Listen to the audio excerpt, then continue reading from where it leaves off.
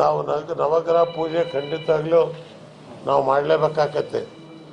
ಯಾಕಂದರೆ ನೀವು C D ತೆಗೆದು 13 ಮಂದಿ ಮಂಚದ ಮೇಲೆ ಮಲಗಿಸಿ ಅದ್ರಾಗ 12 ಮಂತ್ರಿಗಳು, ನಾಚಿಕೆ ಆಗಲ್ಲ ನಿಮಗೆ?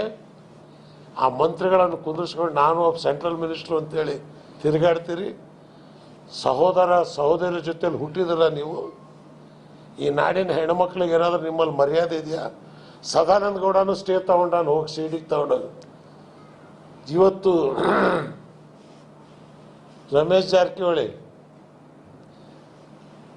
ಹೋಮ್ ಮಿನಿಸ್ಟ್ರಿಗೆ ಹೋಗಿ ಸಿ ಡಿ ದೂರು ಕೊಟ್ಟಾರ.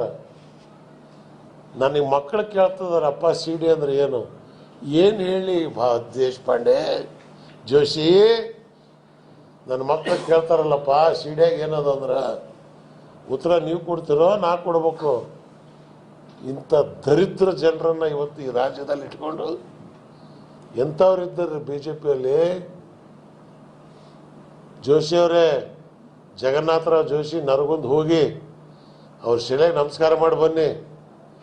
ಬಾವರಾವ್ ದೇಶಪಾಂಡೆ ಧಾರವಾಡ ನನ್ನ ಜೊತೆಲಿ MLA ಆಗಿದ್ದರು, ಅವ್ರ ಸಮಾಧಿ ಹೋಗಿ ಕಾಲಿಗೆ ಬೀಳಿ. ನಿಮ್ಮ ತಮ್ಮಂದು ಸ್ಟೇಟ್ ಬ್ಯಾಂಕಿನ ವ್ಯವಹಾರ ನೀವು ಮುಚ್ಕೊಂಡಿರಿ, ನಮಗೆ ನೀವು ಪತಿವರ್ತೆ ಭಾಷಣ ಹೇಳ್ತಾ ಇದ್ದೀರಿ, ನಮಗೆ ನವಗ್ರಹಗಳ ಪೂಜೆ ಕಾಡಿಸಿ ಮಾಡ್ರಿ ನಮ್ಮನ್ನು. ನಿಮ್ಮ ಮನತಂಗೆ ಬರಬೇಕಾಗತ್ತೆ. ನಾವು ಹುಷಾರ್.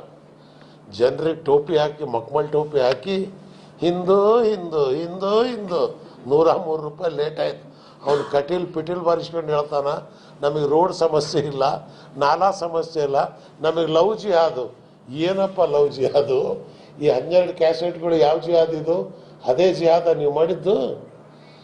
ಈ ಲವ್ ಜಿಹಾದ್ ಏನಾಗಿದೆ ಆ ಕ್ಯಾಸೆಟ್ನಲ್ಲಿ ರೆಕಾರ್ಡ್ ಆಗಿದೆ, ಅದನ್ನು ತೋರಿಸಿ